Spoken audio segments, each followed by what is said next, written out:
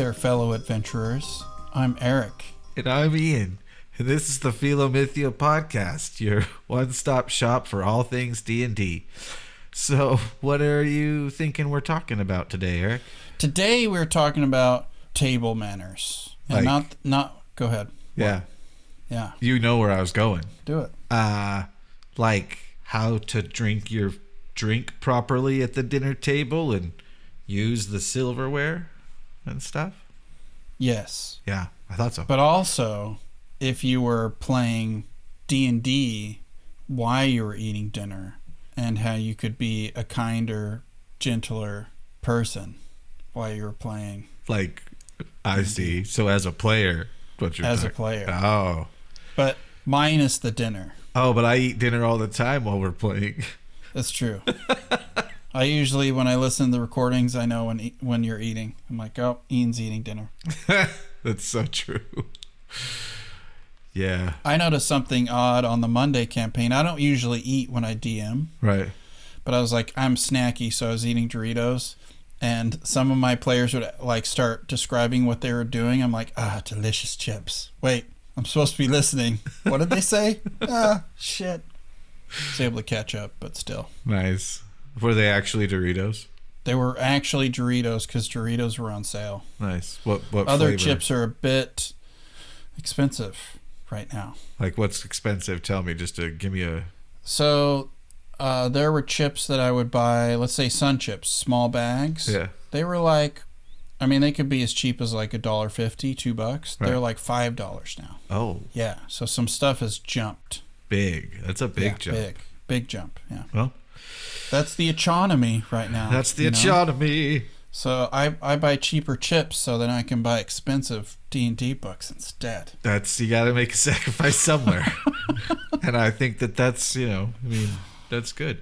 But yeah, player etiquette, man. That's player etiquette. And we're talking a lot about being online, but these things still do apply. They would still apply to in person as well, I think. Yeah, and I think they also apply to just being online in general. Yeah, as well. There's probably. A lot of just things like that for sure. So yeah, I'd be like, let's just dive right in and say one thing right out the gate is Ian is I have had some severely bad player etiquette in my day. Severely. So a lot of my lessons that I've learned have come from fucking up real bad. I think too, this is the value of being on both sides of the screen, so to speak, with D&D, where it's really good to be a player and to be a DM because there's things you don't understand about the DM's job until you are in the role, until you are the DM, and then you're like, oh, I see. That's why this frustrates people. Yeah. Okay. So I think you being a DM helped you see, like, oh, this is really frustrating when players do this. So much. Yeah. So much that it made me feel sad and bad. Sad. About sad and bad? Both of them. About some things I had done in the past, just from playing D&D, like on our game. Now, I don't think it's possible, but I don't think our DM gave a shit at the time. No, because that's just his style. But I think it would have been good for me to I'm glad I understand it now. So I can be better about that. Sure.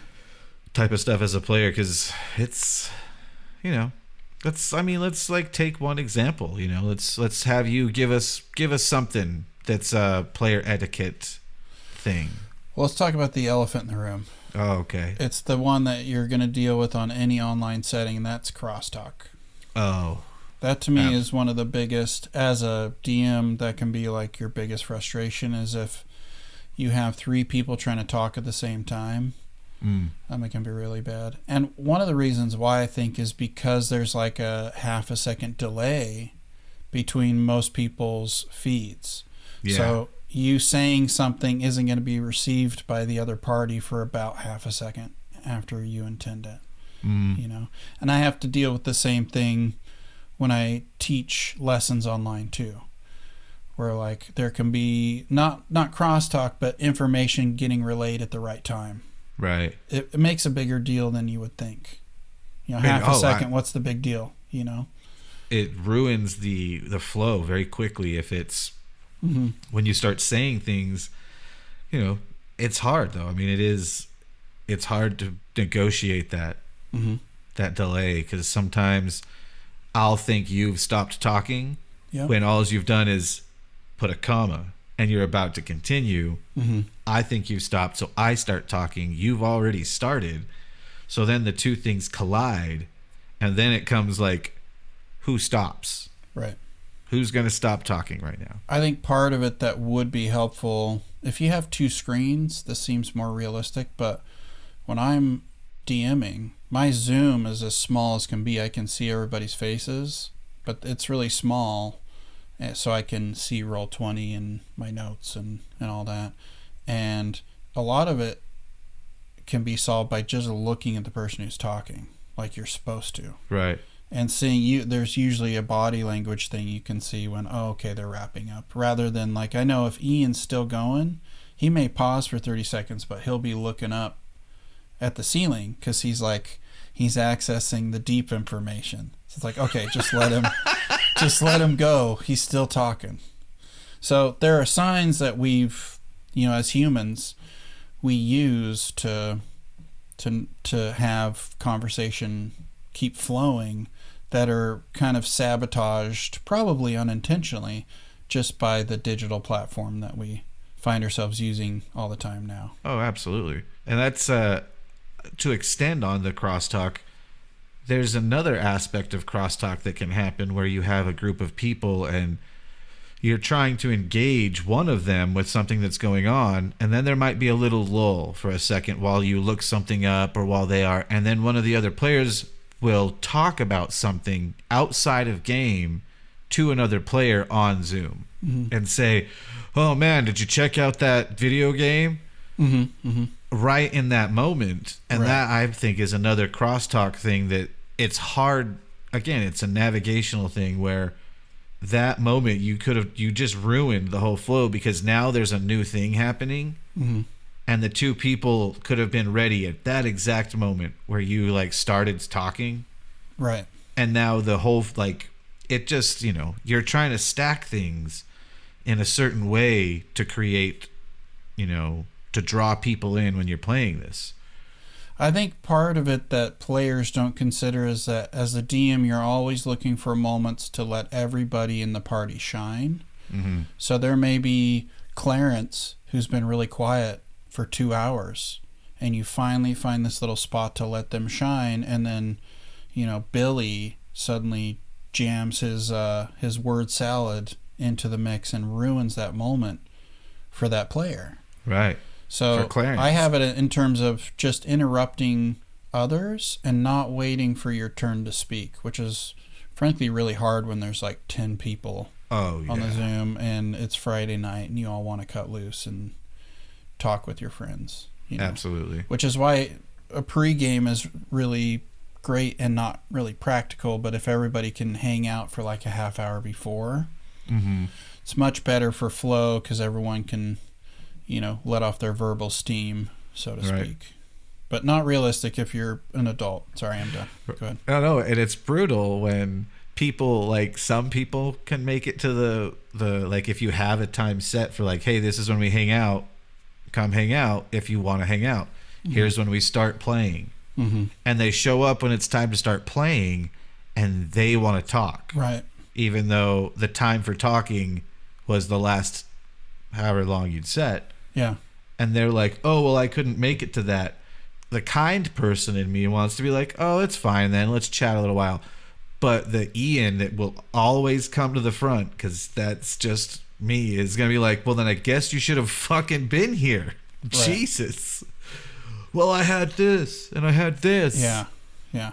Okay, sure. Well, then be ready to just show up and play because you missed that part, man. It's not we're not saying anything other than, well, you missed that part. Let's move on. Sorry, man. Right.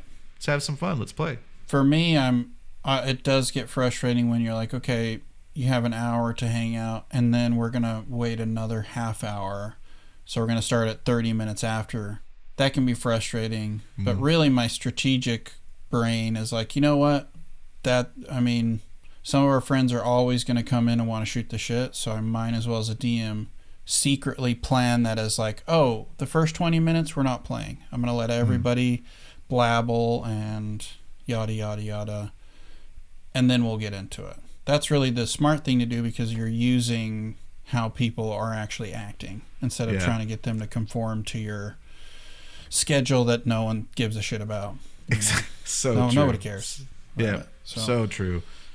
So I think waiting for a time to speak, like you as a player, you don't need to speak all the time. It's a hard thing to like spend all this time on characters like we talked about in other episodes, and then realize that you're not the focus. You're part of this group. Ooh. And the group is the focus. There's a word people use for that. What do they call that?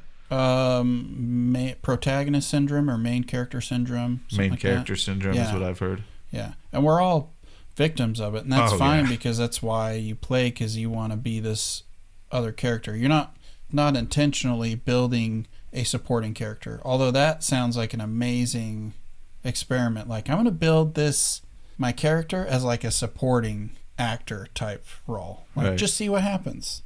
That might be interesting. Yeah, for sure. But just waiting for your time. Like, if you trust your DM and you know that they're looking out for everybody, you can kind of strategically wait for your time to shine. Yeah. Wait for your turn to speak. And most DMs, they might forget, but they try to like ask everybody at the table, oh, what do you want to do? What do you think about this?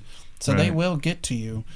You just have to wait, and you have to actually be engaged in what's going on the table, instead of just being on your phone and then jumping in when it's your time. Right. That tends to bog things down even more, you know. It makes it chaotic, and it's not everyone does it, you know. It's not a thing, but the problem it creates is everyone thinks they can pay attention while they're doing that, and you can't. Right. You can't. Right. It's not possible for you to be reading something and also be engaged with something someone's building in front of you, or a scene that's happening. You're not going to know. You're going to miss every 6 words, every 3 words, and you're going to be like, no, I heard. Yeah, you heard it, but you're not engaged. It's okay. But if you stay engaged in that moment, and while you're playing this game, you're hearing the story basically of the world you're in. Like, even though you may not be the character that it's happening to, or you may not be there, being there and hearing that and being like with what's happening allows the world to build on itself. And I think Cody mentioned it for like the idea of building a horror game. You need people to really like pay attention. They need to buy in. Yeah. And that's, you know. And I actually put that on the notes as like player buy-in. You're not always going to get that. It's not always appropriate. But you do need a level of agreement like, hey, we're here to engage with the world that the DM is building. This is the contract we've made, you know, the social contract. Right. So I would definitely agree with that. And I don't care if my players engage or they buy in all the way, or if they're distracted or they leave the computer, unless it bogs down play. Right. So if they're not there a bunch when I need to ask them something, or it's their turn in combat, that to me, then your actions are hindering everybody else's enjoyment of the game. You know, right. Then I have a problem with that at that point. So I think that, just like you're saying it, if you're like take for example, this would be a time if you have the party split, 3 of them are doing something and the other 2 are not. Those other 2, if they pull out their phone for a second, put it down, look up, you know, do something, or they get up and go grab something and come back, and they, you know, it's expedient, or they, you know, they're aware, you're aware that your turn is going to happen. This stuff may not affect you right now, but the problem that you could get from that is when they come back, let's say, and then they start their turn with the other person. If all of a sudden they want to be filled in on what happened with the other team, it's like, you just need to pay attention. If you walked away, you just keep listening. You'll piece it together. Well, you will. There's no excuse for like having to go back and fill people in online, because at least for us, we record all our games. So it's like, look, I'll put up that episode and you can listen to it and go back through it, but we're not going to spend time just because you weren't attentive going back to re-explain something. Right. And sometimes you do. Sometimes like, oh, fuck. Okay. Right. Let's go back. And I think, again, splitting the party, a lot of that can be curbed by how you DM. One thing I found that works really well is jumping back and forth quicker. Instead of doing a huge chunk here and then a huge chunk there, do a little bit with this side and then switch over. So everybody's getting a little hit of me time. Right. A little bit more, and that tends to keep flow, at least for my table, going much better. Yeah, and I agree. My party loves to split up right now. It's insane. They'll come together and they're immediately into, I think they split up into 3 different groups like 2 weeks ago. Well, yeah, and they're split, like, it's split into 2 right now, I think. Yeah, you guys are split into 2. Since you got into town, you've been pretty much 2 separate groups. The groups change, but it's been like at least 2 the whole time, which is fine. It's worked great. So. Well, I think it also, just like you're saying, it highlights those types of things, highlight players' motives. Like, there's obviously, if they keep splitting, some players are like, ooh, I'm into what's happening over here, and the other ones are like, yeah, but we need to go do this. And sometimes players agree with this one, sometimes they agree with that one. And I know, for instance, that Jerry, our friend Jerry, is usually going to go off on his own. Oh, all the time. And he's going to want to do some kind of reconnaissance, or usually these characters have a little lone wolf tendency, where John's character is probably going to want to figure out who the bad guy is immediately, and always waiting to see where the trap is being laid. And so once you know how your players kind of think and what they want out of the game, you can lean into it. You don't have, that's just how they're going to play. So let's build it around them. So you can use that to keep the flow going as well, where this is how this person likes to be engaged. So I'm going to give them more of that, even if I'm like, okay, they're going off by themselves again, or John's looking for traps in the tavern and there's no bad guys here, but all right, Oh, I love it. Overall, so it makes play way better. Just moving into that. So a lot of this, the etiquette is, and we'll do it at some point, DM etiquette. There's definitely a bunch of stuff that, it's the unspoken rules. So it's always a back and forth, but today we're talking about players. So we're going to stay focused.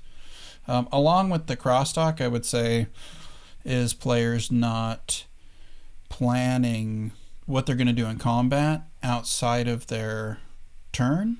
So when their turn comes, they suddenly have to spend all this extra time planning what they're going to do because they didn't do it when they had downtime. Right. Well, and to what you're saying, no, keep going, because I have a I kept it concise. Oh, well, I got a big thought on this because go. We've played a lot of high level combat, and that's where I think a lot of stuff gets bogged down, is all this high level combat.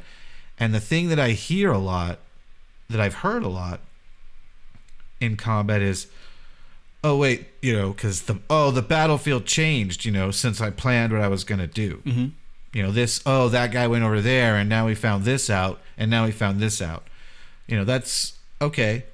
My thought, even on my own turns, like, if I don't know like what I'm gonna do immediately, like, it's my turn and the battlefield has changed, I don't know what to do, I'm gonna move. It's gonna be the first thing I do. I'm gonna move my character.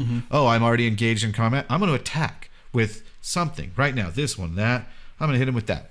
Cool. Get through the turn, because there's gonna be another turn. You can, for me, when people start taking, like, and it's gonna sound crazy, if it take 3 minutes on your turn to figure out what you're gonna do and how you're gonna do it, and everybody takes 3 minutes on their turn, for one cycle for like an 8-player battle, everyone's going to be waiting about 20 minutes for their turn to come up now. Well, and that's assuming that the DM doesn't have like 20 enemies out. Exactly. He's not doing group like mobbing or anything like that to kind of shorten the amount of time. Absolutely. It's going to be like a half an hour, one turn every half hour, something like that. Yeah. Well, yeah, exactly. One turn every half hour. So the goal would be cut your turn down to 45 seconds. Right. Like, know what you're going to do. Are you going to move? No. Okay. Are you going to attack? Okay. What are you going to attack with? Okay. If you want to be creative with something crazy, then just brash forward and do it. Don't hem and haw about a bunch of weird things. That's your character. If you're playing it like that, that's weird. Like, your character wouldn't hem and haw. Do it. If you fail, it's going to be fun. If you succeed, awesome. If your character hems and haws, if that's your character, that's one thing. But if it's you because your plans are waylaid, I mean, guess what? Your plans are, unless you're first in initiative, your plans are always going to get waylaid. Right. Just statistically, whoever goes first has the most advantage in combat. And just come up with a contingency. Like, I'm going to do this, but if that fails, I'll move and take cover. Or something simple, and you can always set your turn back. Like, oh, I'm gonna hold my action until this, or I'm gonna I'll let these 2 players go and then I'll go. Things like that. Really easy. And I think too, talking about it, maybe it's good. This comes with knowing your class, but maybe it's good just to have some procedures. Like, okay, if I don't know what to do, I'm gonna attack and move, or just have a few like I'm gonna do A and B. And then I'm good if I have nothing else to do.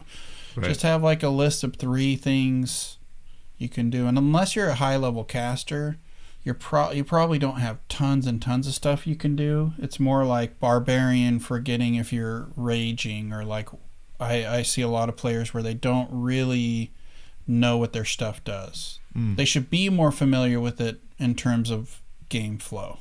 Right. Let's put it that way. So I think that would be also part of player etiquette would be to know your character. Mm-hmm. Know what you're playing. Like, and that doesn't mean you need to know their personality through and through, their history. It means know their mechanics. Like, read through your sheet, a few times, and then right before you're going to play, read through it again. And I think it's helpful too. I don't do this that much, but just read through it right before play, I think, is great. Because if you're playing on a semi-regular basis, you're going to get used to your character in terms of, oh, I really like casting this spell, or I really like doing this attack, or this. You'll have certain powers you like. So you'll know some of it. And then reading through it, and also just making some rolls just to see the numbers you get, I feel is really helpful. Like, oh yeah, my, if I'm rolling good, my paladin's usually going to hit like 16, 17. Fairly common, so you can kind of know, oh man, we're hitting this monster with 15s, it's not hurting it, so okay, I gotta get a little higher. Yeah, I think my attack, there's a good chance it'll work. Having those little just on the fly estimates, I think, helps too. Right. And again, that's knowing your sheet, like you were saying. Yeah, just becoming familiar with it. It's even if you only play once a month, all the more reason to pull your sheet up before you play, not like 3 minutes before you play. Just pull it up, read through your abilities, just like you're saying, maybe roll a few of them just to see, you're like, oh, okay, what does it do? Yep, read through it. What's my DC what's my spell save DC if I'm a caster? Things of that nature, just to like be like, oh right, because if someone's like, what's your spell DC? And you're like, he. Especially when it says it on Roll20, if you can post a spell description in the little group chat. There's a little chat that everybody sees. Right. It says your spell DC on the bottom of that little placard. Nobody ever knows to look at it either. Like, what's my spell save? Where it's at? It's right there. Where? Right there. Right there. What? Or if you feel like it's low, it's on your sheet if you need to verify it. Like if it's messed up, which happens. It does. Yeah. It's just right there. So knowing that type of thing and saving, it sounds dumb, but saving 30 seconds for your GM is huge, because if everyone was saving those 30 seconds, it adds up to saving the group 20 minutes. And it's not just the time, like, okay, 20 minutes, is it really that big of a deal? No, but every time you break game flow, like we've talked about, it doesn't instantly start back up. Right. So you have to kind of restart that flow. So you're also contributing to game flow. So it's quite a bit more time of really good game time that adds up than 20 minutes. You know what I mean? Yeah, and it's brutal, because if you're knowing it plays out like that, it would seem like more people would be like, oh shit, I want the games we play to be more. You know what I mean? Like, I want the 3 hours that we play to have more in it. Well, these are definite ways to try and assist that. Right. Because I love playing, and it's always a bummer when you feel like, I just don't feel like there was a lot in there. Like, we played and it was good, but I don't feel like there was a lot there. Like, we didn't, nothing happened, which that happens. It's okay to have like a slower session. Yeah. For me, it's not the breadth, it's the depth. So it's okay if we didn't do that much, or we didn't tour the whole city, or we didn't have 5 combats, but I want to feel immersed in what we were doing, even if our characters are, pissing off in the fucking city buying clothes or some shit. Right. I want to be present and immersed in that experience. Yeah, absolutely. It's part of the thing that I love, and immersion doesn't mean everyone has to be using voices. It just means we're all there. We're all hallucinating together. Yeah, that's what it means. Exactly. Yeah, and I think voices naturally occur when people get comfortable, but some people don't want to do it, and they still are role playing as hard as anybody. Absolutely. Oh, for sure. It's I love it, man. It's good. I think it's good. There's some. I'm gonna pull it up real quick. Pull it out. Yeah, I'm gonna pull it out real quick. Is that the Blades book? It is the Blades book, because in the Blades book there's a little section. In the Blades book there are many knowledges that talks about players' best practices. There's also a bunch of GM best practices. Yeah. And there's even bad habits in the GM for the GMs. Now I knew these are pretty specific to Blades, but the idea is what I think is fun, and that's take responsibility for the world that you're in the sense that you're co-authoring this world. Like, trust your GM to give you things that will make it fun. Like, lean into the funness of failures, of without hurdles to overcome in your adventure. What fun was it? Like, this could be a preference thing. I don't find fun in walking through the town and obliterating every challenge with no problem. I like it to fail. I like for some of the things that we tried to do, be like, we didn't get to do that because we fucked it up.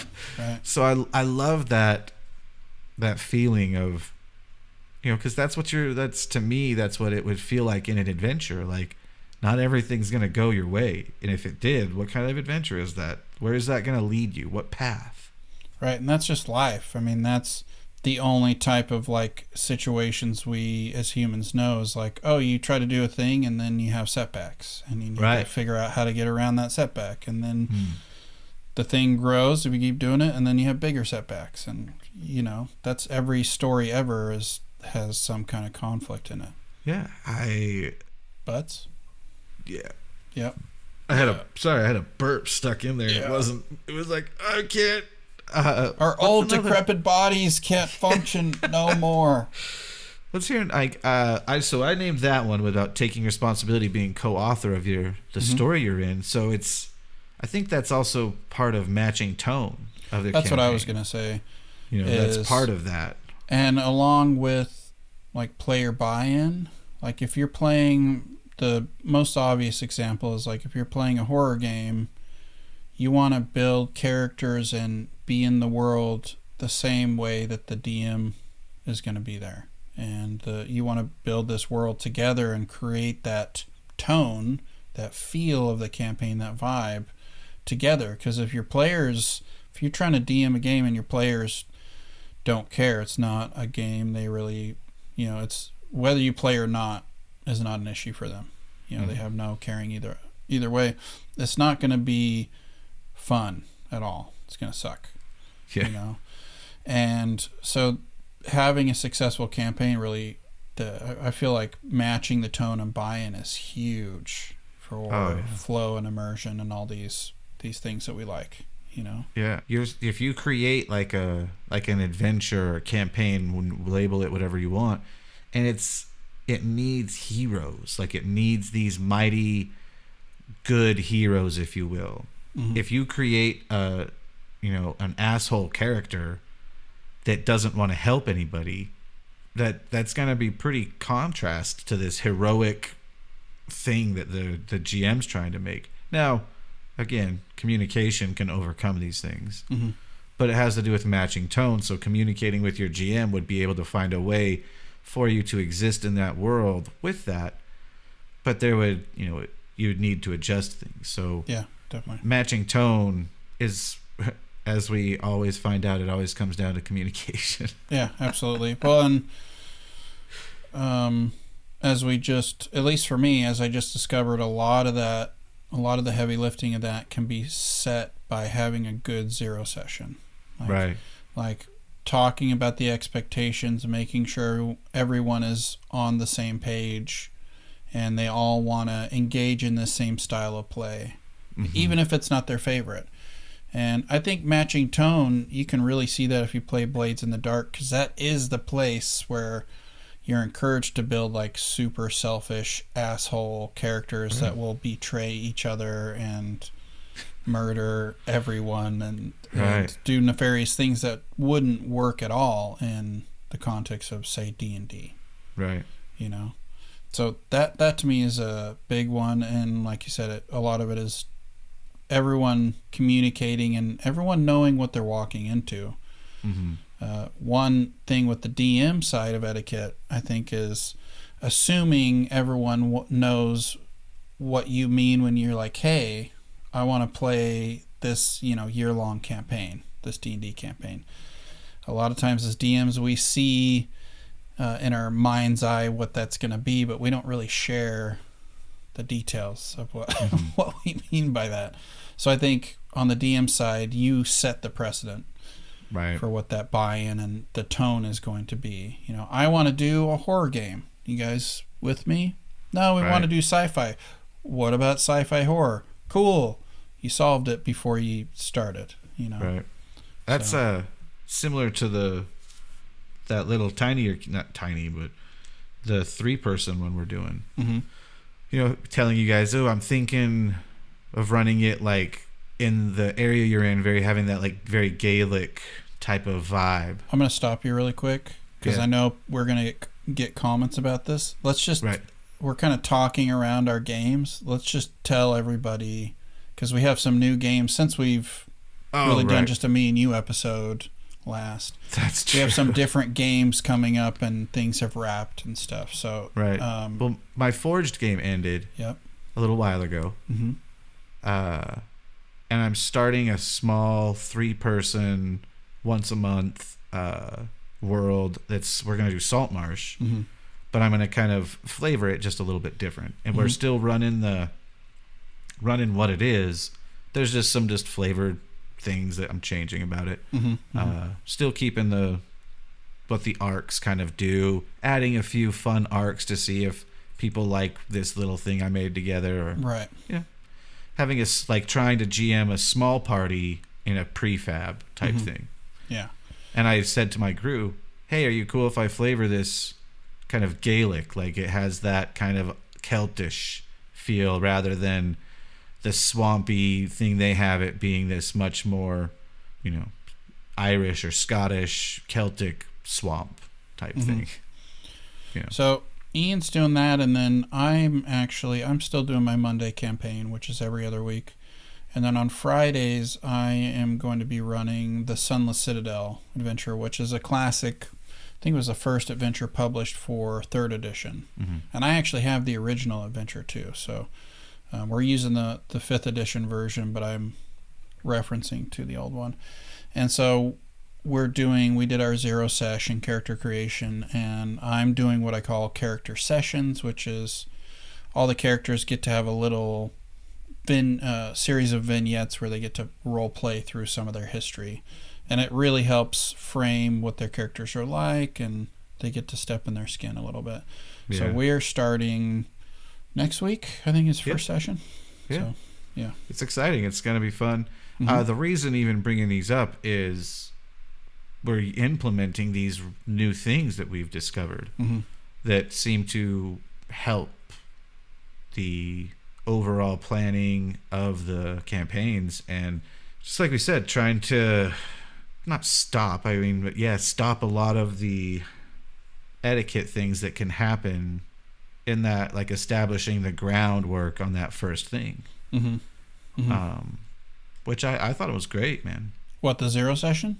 Yeah, I thought it went really well. It was fun. There was a lot of but I also, again, I always say this about Eric. Eric's a really good GM. He controls the table very well without feeling like you're being moved around. I don't think the people know that I'm in your campaign now as a player. Have we talked about that? Ian decided he wanted to be a player. We may have mentioned it, or that it was coming up. Right. But that's been really great too. I mean, if you want to talk about that, I think that's an interesting. Oh, it's... You moved through the veil of the DM screen from one side to the other. I tell you, because there's there's like 3 things that I know as Ian now about the world. And those 3 things are the only thing I know. And one of those 3 things is Eric could change the other 2 things that I know. Yeah. So it's just, it's been interesting because I don't want to metagame. Like, I'm really into the idea of not letting my knowledge of anything that I learned from playing into my character unless he knows that. And I created kind of he's not dumb, he's wise, but he's not intelligent. So he's a giant with drow heritage type aspects, and he's a sorcerer. And he's been super fun to play with these other people. It's been a lot of fun. The group dynamic for the Monday campaign is awesome right now. Once we ended Act 2 and the whole Baldur's Gate thing, like, we really kind of hit a stride. Yeah. I think a lot of that was using the same page tool and some things like that. Kind of doing a 0 session in the middle of the campaign, because I didn't even know what a 0 session really was when I started the campaign. Right. You know. And it's like, I definitely have noticed a shift in the whole thing, but it feels almost like that for those first 2 acts, like seeing the characters as they are now on this road, it almost feels like that was the prequel, if you will. Like that was setting up all of this backstory for the quest right now, these other 2 acts, to be like, go forth and win eventually, hopefully. Right. You could see the first 2 acts as like the first movie, the first arc, and it wasn't really planned this way in terms of it being a completely new arc, but because of what happened in Baldur's Gate, it started this new arc, Which is still literally, like, it's related directly to the first arc. Oh, absolutely. Yeah. It's awesome. It's fun to be a part of that one. That's a good one. It's going really well. It's also me learning how to be a DM. So you're seeing me gain more skills as the campaign goes on, so it starts to get smoother and smoother as well. Yeah. Where at first it was just, don't throw up in your mouth. Just get through these 3.5 hours. That was the start of it. So to like bring it back to the player etiquette. Bring it back. To the player etiquette. It's a challenge. I understand that so much to not. Well, I mean, it is for me. I should say that it's a challenge for me not to question the GM sometimes. Like, if I feel continuity breaks, or I feel the flow just gets dissembled so badly. As a player, that's super hard for me to not fucking be a dick. But I've learned a lot more over the past while. I think I've gotten a lot better about it. And I am ready to, because I'm not GMing anything right now except for Blades. Right, on Sundays. Yeah. Yeah, that once a month thing. And I love GMing Blades. Like, I'm 100% invested in GMing it for a while now, because I'm like starting to get my claws deep into the rules a bit. And I'm like, oh, this is fun. Okay. Yeah. Blades is super fun, and we're doing like a very consistent campaign, and we actually have like a group of players who play every week, and so it's picked up momentum. And it's nice to have that. It's a nice break from D&D, which I love, but it's nice to have this other style that's much more fast and loose, and it's the collaboration between the GM and the players is player facing. So everybody is very aware that you're co-creating it. So, and there's a lot of good things that migrate to D&D, I think, from Blades too. I think so too. And I think that I love the player GM relationship in Blades. And I think incorporating that to a degree is something some GMs have probably started doing, not even realizing that. And that could even be something that you see from, like, maybe these GMs are influenced by Mercer or some like Dimension 20 type people, where they kind of give options a little bit. Oh, you could roll this or you could roll that. Right. You know, one thing I did with our character sessions yesterday, and I actually was watching this this chat between 3 D&D tubers on YouTube. 2 of them I know. There was a girl that I didn't, but one is Jordan with the PH is silent. He does like all the D&D lore, Forgotten Realms lore. Oh yeah, he's got a great channel. Yeah. And the other guy I don't remember, but he does OSRs exclusively, and he's got a lot of really good info and very creative. And he actually inspired me to I'm putting dungeon crawl procedures into the actual Sunless Citadel portion of our adventure, which I'm excited to try out. Yeah, it sounds fun. They were talking about something in OSR where I think there is more collaboration on world building in OSR. And for people who don't know what OSR is, it stands for Old School Renaissance, or sometimes you see Old School Revival. And what it is people making facsimiles or copies of original D&D. So the 3 brown books, and there's all kinds. There's like Old School Essentials, Dungeon Crawl Classics. I mean, I think there's literally hundreds of OSR games now that are all like, some of them are really close to D&D, but the rules might be more streamlined or something. But one thing they talked about is they'll let the players describe what they see. So like, for instance, yesterday we'd be going through a player's memory, and I'd be like, okay, what does your character see? Like, Ian's playing this little robot mechanical creation that like maps out dungeons, and the first time he showed up at a city, I was like, okay, what does your character see? Describe it for me. Right. So I think you can do things like that too, is put some of the hard work on the players to describe and build what's in the world. Right. Especially this world is like literally just a little regional map. There's nothing beyond the borders, so I loved that, by the way. Like, when you're like, what's it like to you? And I was like, it's huge. Yeah. Fucking huge. We're gonna do more of that too. Like, when we get in the dungeon and things, I'm gonna let players describe more if they want. So yeah, that's cool. I think this is a good one to end on. Yeah. And we're a little over time, but that's okay.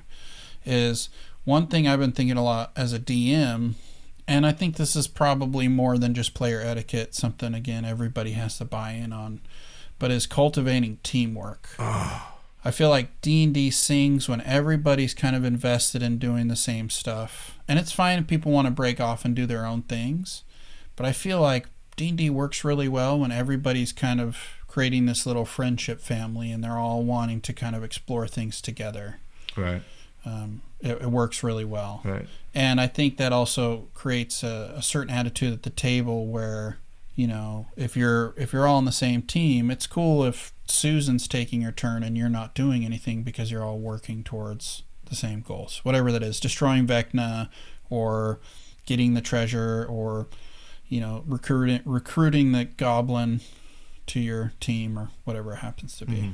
You know, I love that. And I think that there's also another aspect of player etiquette that is part of that, is trust your players, man. Like, let them play their character. If they want to, like, whip the ceiling and try to grab onto something and swing over the thing, don't try and stop them. Like, try and support them. Right. Let them try. If they die, that doesn't affect you. Like, it's okay. If they do something and it triggers a trap and it kills somebody else, hey, this is adventuring, man. This is like, you're in a dungeon. This is an adventure. It sucks if that happens. But, like, again, that's my take on it. Like, I've learned to love that idea, because that's interesting. I want to play in that game. I want to play in the game where I'm ripping something off, but I want to play in that game where something happens and a player's about to die and somebody else sacrifices themselves for that player to live. I want to play in that game where the people want their characters to be their characters, and want to have a team, that want to work together to do something.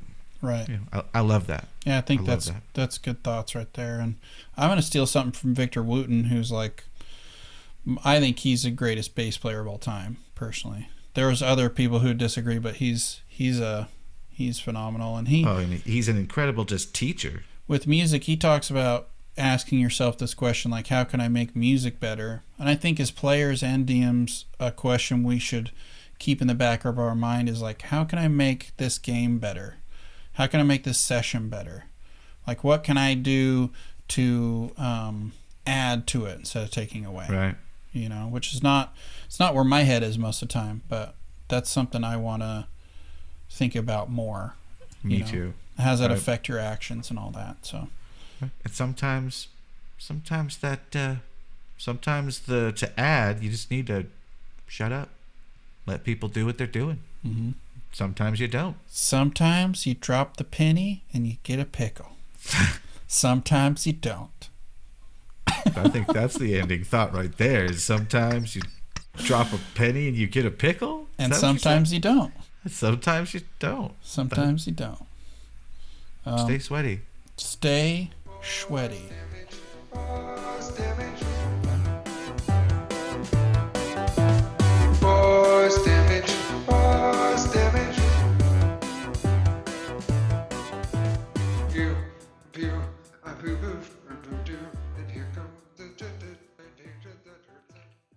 Like, share, subscribe.